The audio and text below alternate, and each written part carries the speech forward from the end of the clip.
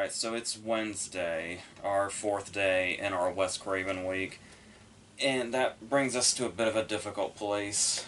Obviously, the whole reason, really, to do a Wes Craven week would be to, praise his work and talk about how great he was and how much he changed the genre and just all of that. And that's absolutely what we're here to do for the most part.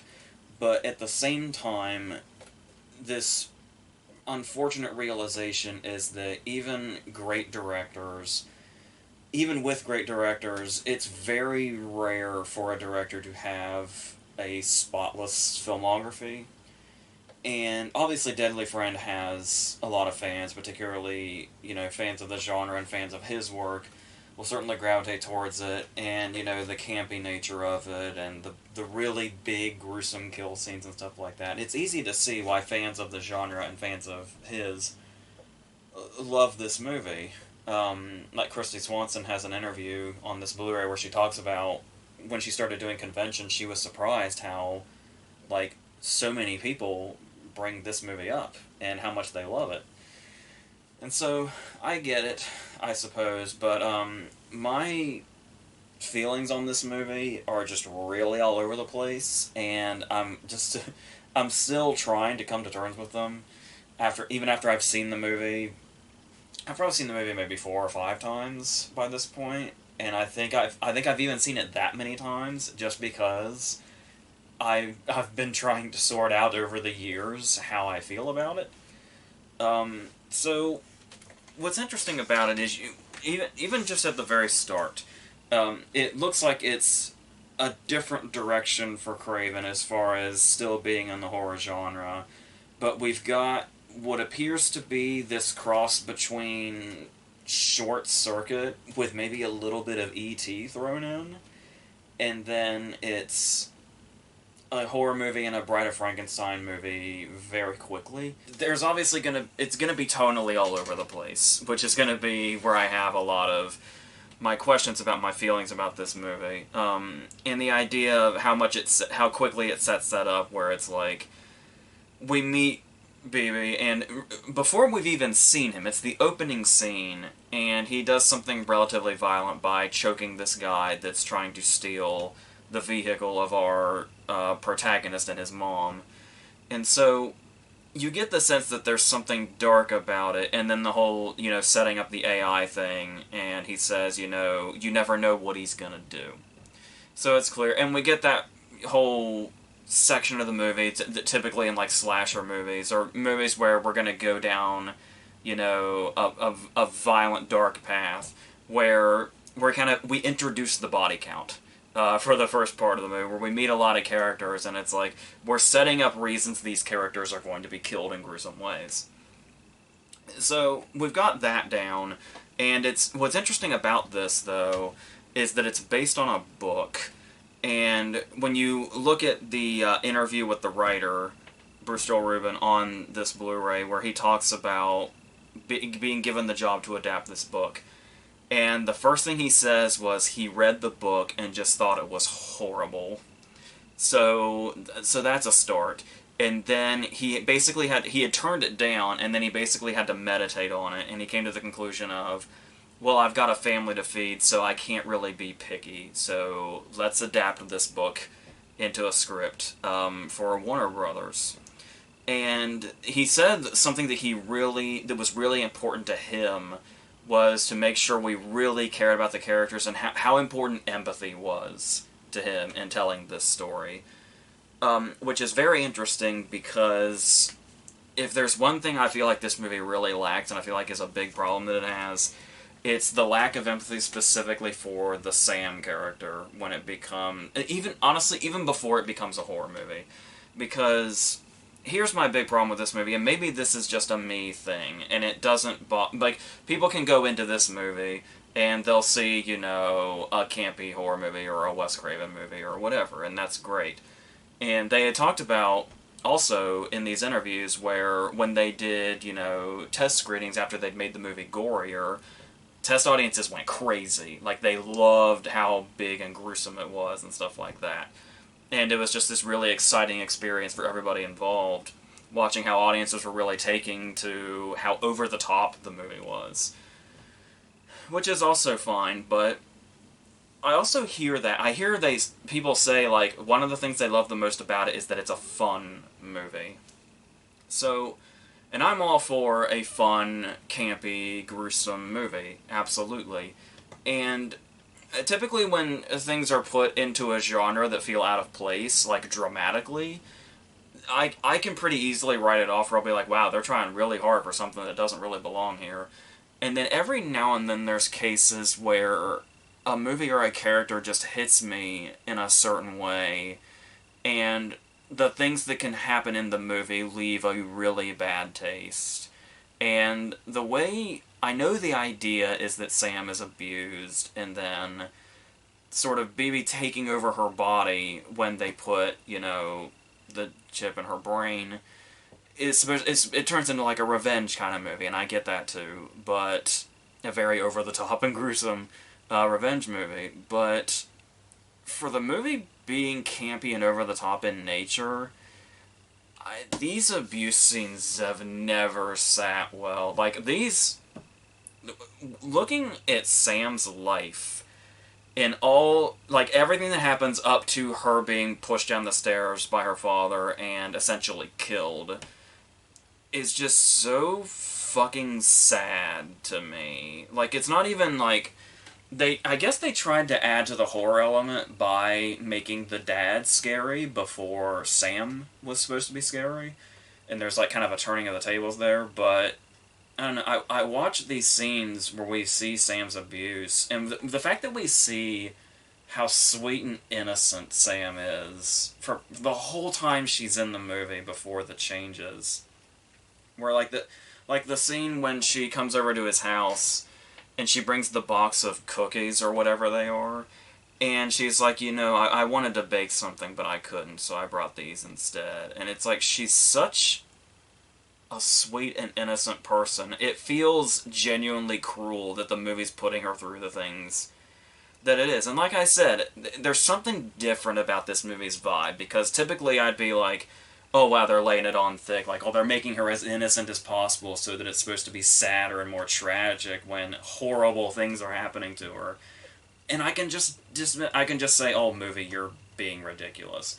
But this movie really rubs me the wrong way with how it treats Sam, in a way that I can't quite pinpoint why it would be different from some of those other movies I would just dismiss as maybe trying too hard, or, oh, that's tonally awkward, and then leave it at that.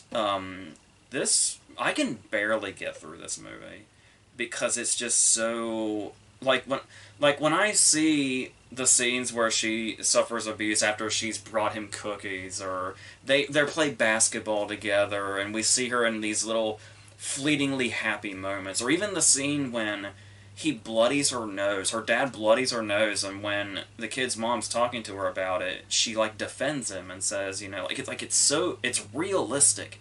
It's a realistic portrayal of abuse when she defends him after she has a bloody nose. And it's like, oh, he's my father, I can't get him in trouble. And it's just so... It's almost too real. And it feels such in poor taste when we have scenes like the nightmare scene, when she stabs him and it's, like, over-the-top bloody. And I remember when I saw that scene the first time, it was like, I almost feel like they didn't feel like they had enough horror, so they added horror elements by adding, like, these nightmare sequences, because as we have continued to talk about every day this week so far, if there's one thing that Craven knows, it's how to portray a nightmare scene. But, like I said, this scene in particular feels very much like it was just added, because they were forced to. And lo and behold, if you listen to the interviews and you look back on it, apparently, in the Christy Swanson interview especially, she talks about how Craven initially wanted to make a psychological movie, and, like, something more on, like, the Frankenstein sort of level, but not as, indulging in the horror. And also throwing in the love story between the two of them. And Bruce Joel Rubin thought he was writing, because the book is just called Friend, and it's not near as, like, horror-based as the movie ended up being. And so when they basically, there's a moment in Bruce Joel Rubin's interview where he brings up, I wrote this. It was like kind of a love story, and it was a script called Friend, and then the rewrite happened, and then he talks about it being transformed into a horror movie, and I mean, you can see him being professional, where he's trying to say like, oh, and we made it work out. We put the gore in, and the test audiences went crazy, and it was great. It was fantastic. We all had fun. But that first initial moment where he says, and then the rewrite happened, you can see, like, his soul kind of leaves his body for a second. Like, this wasn't the movie that Craven initially had in mind, and this wasn't the movie that Rubin initially had in mind. But they tried to make it work, and I feel like in the process, and when they saw the reactions to it and the feedback, in the moment, it felt like it worked. But it just feels like there's a cloud over this, where this was supposed to be a whole different movie, and you get that throughout. It feels like there's like 5 different movies in here with 5 completely different tones. Because, let's not forget, I feel like the movie's very mean-spirited when it comes to the abuse scenes and Sam's early scenes and stuff like that. And then, of course, it turns into like this, this campy horror movie, this revenge movie. It's also trying to be a comedy. So, like a dark comedy, like once Sam has died and they have to get her body out, it's this dark comedy of sorts. It kind of starts with the moment when he explains to his friend what the plan is off screen, and the only thing we get is an exterior shot of the house with the friend screaming, "Are you fucking kidding me?" A scene like right out of a regular comedy, like a pure comedy, which is interesting.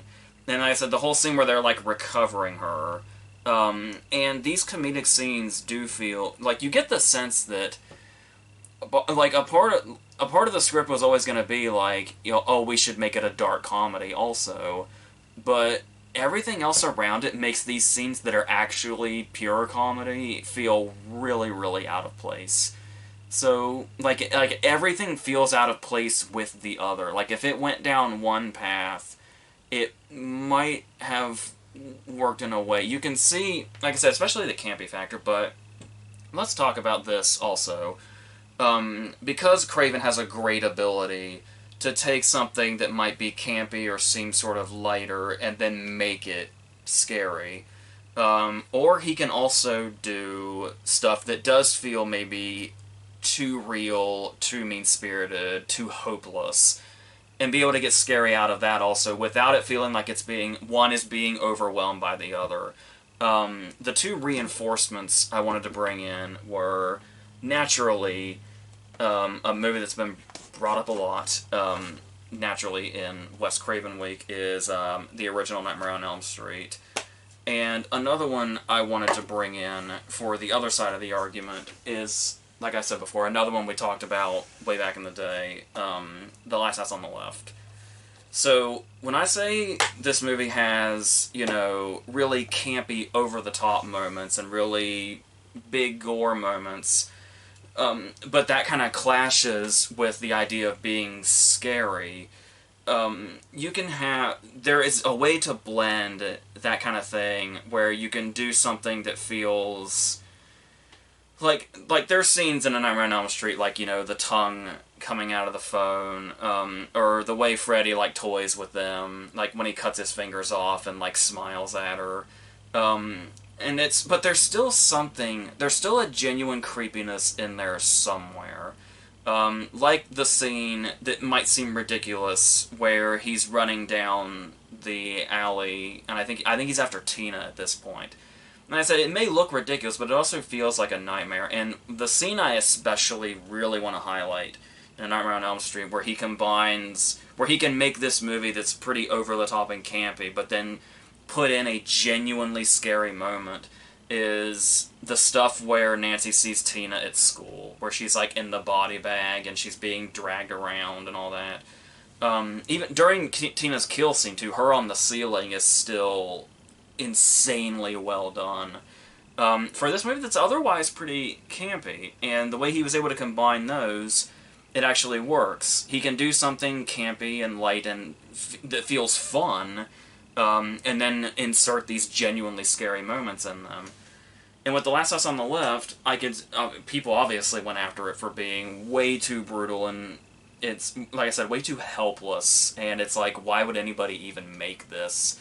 But there's something. I mean, obviously we're taking out that sort of weird moment in the middle of Last House on the Left where there is like comedic moments and pratfalls and stuff like that. That's just weird. But talking about the scenes that are actually like really, really brutal, and how this movie almost feels like documentary, like somebody made Craven made a snuff movie and then put it into theaters, is what it feels like. But it doesn't feel like there, because it is actually scary and it actually is effective in its way. I feel like it's extremely successful in what it's trying to do. And like I said, and it doesn't leave me with that bad taste. It doesn't, like, I don't walk away from Last House on the Left saying, I have a lot of trouble getting through that because it just feels like unnecessarily mean. And it's like, and to say that about The Last House on the Left, a movie so relentlessly brutal as it is, I still walk away from it going, but I get why it is the way that it is, and it's telling its story the way that it needs to get its point across, and it works. So there's something off about Deadly Friend. There's something off about the killer robot movie that makes me say, oh my god, I can barely watch this because it's too brutal to its character. And it just really doesn't sit right. Something is missing. Something... I don't know if it's... Maybe it's the expectation of, you know, Wes Craven made essentially a killer robot movie, and you go into it, and you see this harrowing depiction of this girl that's just treated unfairly and brutally until she dies. And it just feels so fucked up on a level that even The Last House on the Left doesn't. And I don't know how to explain that or where it comes from, but I just don't dig it. I can't. And I think also another thing that so much of it feels out of left field a bit, even though they establish a lot, is another thing Christy Swanson mentions in her interviews. And yeah, that's I mention these interviews a lot. I usually try to avoid special features like this because I like to kind of interpret things for myself. But I was really curious what the people who made the movie had to say about it, because just like where it was coming from and how they felt, and how, like, one thing I was looking for specifically was when Bruce Joel Rubin said that the movie is fun. And it's like, so, and like that's how they feel about it, that's how the test audiences felt about it. And it's like, it's interesting to me, and I want to dissect that and where that comes from. But something that did make a lot of sense was Christy Swanson said that it was basically Bruce Joel Rubin's original script, just called Friend, and it wasn't very horror-y, and it certainly wasn't gory and over the top. And it was 2 or 3 weeks into filming. They had already been filming for 2 or 3 weeks, according to Christy Swanson, when the changes to make it a gory horror movie started coming in. And you can see, and it sounds like they got really jerked around too, because apparently they screened it, and the president of Warner Brothers at the time said, no, you need to make it a lot gorier, and every gory scene you have needs to be gorier than the previous gory scene. And so they did that. And then they screened it again, and Warner Brothers came back and said, it's too gory, cut it. And so you can just see, like, the back and forth here, and you can, like, Warner Brothers was just really jerking them around with what they wanted this movie to be, and I feel like it really shows. But, like, and at the same time, I can see somewhere there are moments that come through where you can see the psychological movie that Craven and Bruce Joel Rubin initially wanted to make. Like, when we get the scene where, I guess BB at this point, in Sam, has an identity crisis and sees a picture. And what I really like about this moment specifically is it's still Sam's brain, I guess, and it's what she had inside her, that's, you know, provoking the need for revenge from Bibi. So it's the combination of the two of them. So the question I've always had is, when they see the picture, is it Bibi realizing that he's in Sam's body, or is it a little piece of Sam coming through and realizing that Bibi's in control? And I feel like there's a psychological aspect there that could be really interesting, and that could have probably been more explored in a movie that didn't turn into a gory horror movie at the last minute. And so you can see where there was probably a movie in here, the movie in here that Craven initially had in mind. And there's also moments, though, in these sincere moments where Kristy Swanson talked about when she was playing Bibi inside Sam. She had worked with the guys that, you know, were in control of the robot to, you know, get her movements down.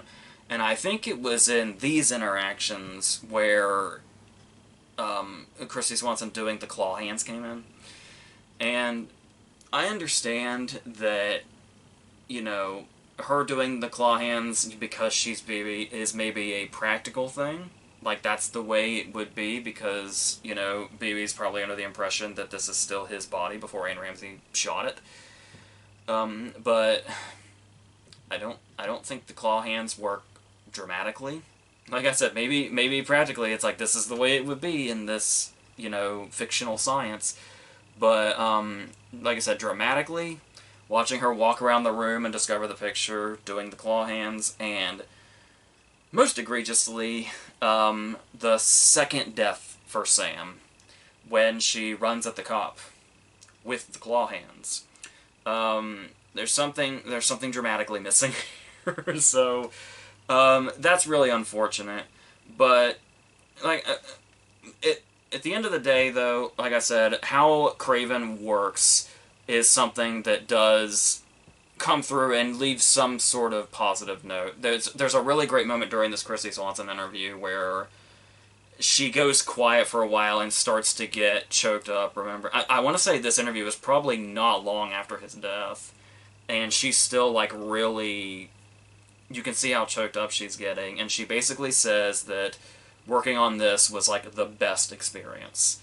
And so I try to take that into account when I see the scenes, the more brutal scenes with Sam, where it's like, well, Sam is living the worst possible life somebody so sweet and innocent could, but the actress playing her is having the experience of her life on a movie in her first big role. I think this is her first movie apart from her one scene, her one scene in Pretty in Pink and her one scene in Ferris Bueller, and then it was this.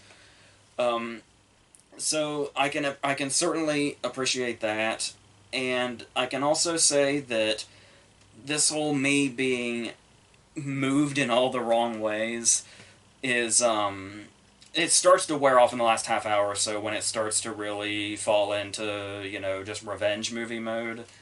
And this is the sense where I can see it's, if this were a movie that devoted itself to the camp the whole time, and the abuse scenes didn't feel so real and brutal and unnecessarily mean, then I would be behind this movie if it was this campy all the time. Like, take for instance, let's take into account Anne Ramsey's death scene, and how out of fucking nowhere this feels. I mean, yeah, like we were talking about with what the, you know, Warner Brothers president was asking for, it is getting progressively gorier as it goes.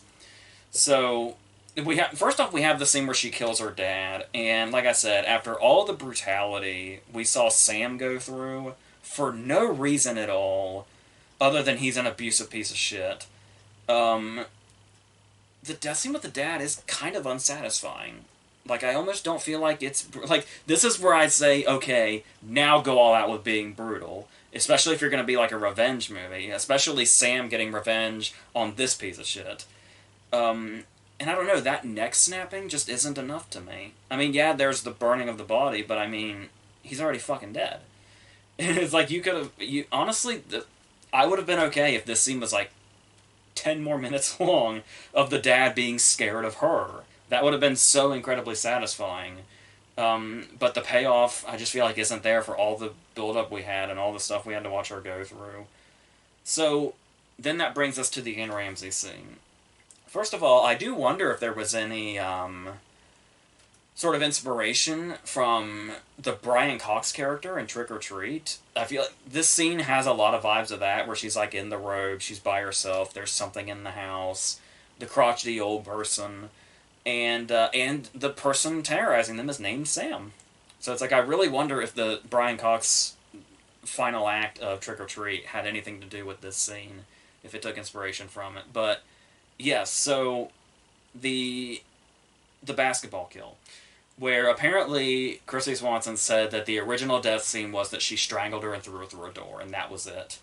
And then when Warner Brothers was like, no, amp up the gore, hardcore, they came up with the basketball kill. And I do have to say, as ridiculous and out of nowhere as it is, like I said, if this was the level of camp they were at the whole time, this could have been the fun movie I've heard so much about this movie supposedly being, where that death is so completely unexpected.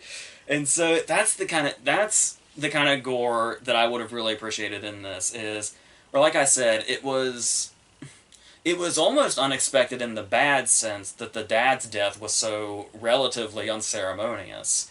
And then to back that up with this completely out of nowhere, over the top, you could have never seen this coming sort of thing.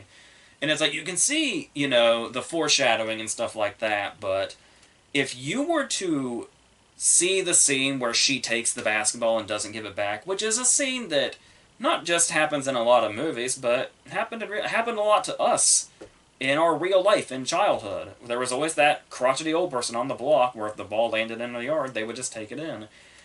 You never suspect what the fuck that ball's gonna eventually do. And that's the kind of thing I can get behind. I think I will never forget the first time I saw that scene, and how completely caught off guard I was by this death scene. And it's like, that's the tone this movie could have been. And that falls into the dark comedy, too. There's no way that scene wasn't, and the intention of that scene wasn't to be darkly funny as well, because it's so over the top, because it's so unexpected. Because it's so ridiculous, in kind of the best way. And so, I like that dark comedy much better than, say, moving Sam's body around, or drugging the mom, which is a really weird scene, where they actually think they killed her at one point. I don't know, I'm just not feeling that. And dark comedy is like my favorite thing. I swear to you. Dark comedy is one of my favorite things. And the stuff there is just the stuff in the middle is so off to me. This stuff in the last half hour or so, starting at Anne Ramsey's head exploding because Christy Swanson threw a basketball at it, that's the stuff where it's like, that's what it should have been. That should have been the tone of the movie, probably. If they were going to go over the top and campy, that was the way to do it. And, yeah, campy's kind of where we started, because at the end of the day, it's a fucking killer robot movie. So if you were going to pick a tone, over the top campy was the one. Not this brutal, disgusting abuse movie of some innocent teenage girl, and a flat-out comedy with not even much darkness in it, like I said, some of the scenes, like the exterior shot of the house with the friend reacting, that's just really out of place. So the last thing I also was going to mention was another thing involving the brutality done onto Sam.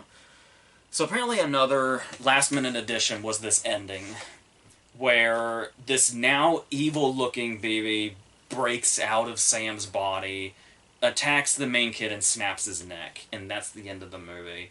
But the thing about it is, there's been multiple dream sequences throughout this movie. There's the ones that Christy Swanson was having about her dad, which are horrible because it's showing how plagued this poor girl is by her abuse. And then we've got the kid being haunted by what he's seen Sam do, / BB do, where he has the nightmare about the burned dad coming out of the bed. Very much a the end of Nightmare on Elm Street moment. So they're both plagued by nightmares, and we've set that nightmare vibe up. And that's exactly what this ending scene feels like. But instead of doing the Carrie bit, where he wakes up in bed and that's the ending, and oh, he's just haunted by this forever, the movie ends with the neck snapping, implying that this may or may not have just happened. So it feels like a nightmare bit, and since we've seen the nightmare bits happen before, we can probably safely take it as that. But the problem with that is I'm afraid that because the movie ends there without, the last Carrie shot ending, that we're supposed to take that at face value, that an evil BB completely took over Sam's body and broke out of it, completely destroying her, because why not? Her body was the last fucking thing Sam had, so just take that away too, I guess. I don't know why this movie fucking hates such a nice character, but that's the whole movie. That's the point of the movie. So, and the reason I say I'm afraid they want us to take it at face value is because this movie does not strike me as intentionally ambiguous.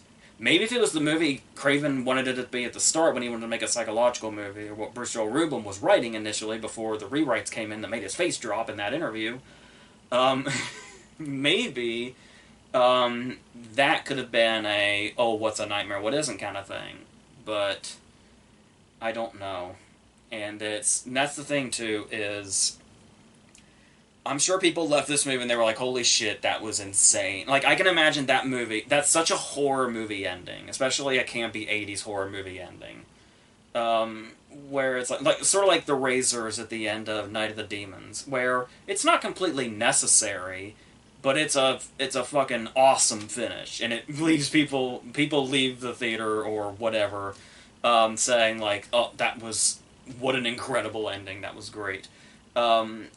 And I can see that getting that same reaction. Like they talked about how the test audiences reacted, but I leave this movie just feeling sad and depressed. and I wish that wasn't the case, but like I said, I can see what this movie could have been, and I can see in what different things they were going for, but like I said, they're different movies. The comedy, the dark comedy, whatever, is one movie. Sam's abuse and that being played completely straight is another movie. And the campy, over-the-top, gory movie is a whole other movie for sure. So, and the campy, gory movie is probably the best choice. So, and that's where it ended, I guess. Like, that's the last half hour or so is the gory, over-the-top movie. So, it finished kind of in the right place with the exception of that ending. And her doing the claw run at the cop. But, yeah, I don't know. I think it's easily one of Craven's weakest, but if you didn't catch on to that. But there's worse ones. So, and we might talk about one of them before the week's over. But, yeah, I just got a lot of mixed feelings on this one. I wish I loved it more, but that's the way it is. Like I said, directors, it's very rare to have a spotless filmography, even when you're great. And even when you helped define a genre, and a particular era of a genre especially, but we've still got plenty of praise for Craven coming, because we're only halfway through this week, and we've got a bonus video we'll talk about next week, another of Craven's movies. And so, yeah, there's still plenty to go and plenty to talk about, so we'll pick ourselves up for tomorrow and talk about something that I have a much more positive reaction to. So until then, I think that's it.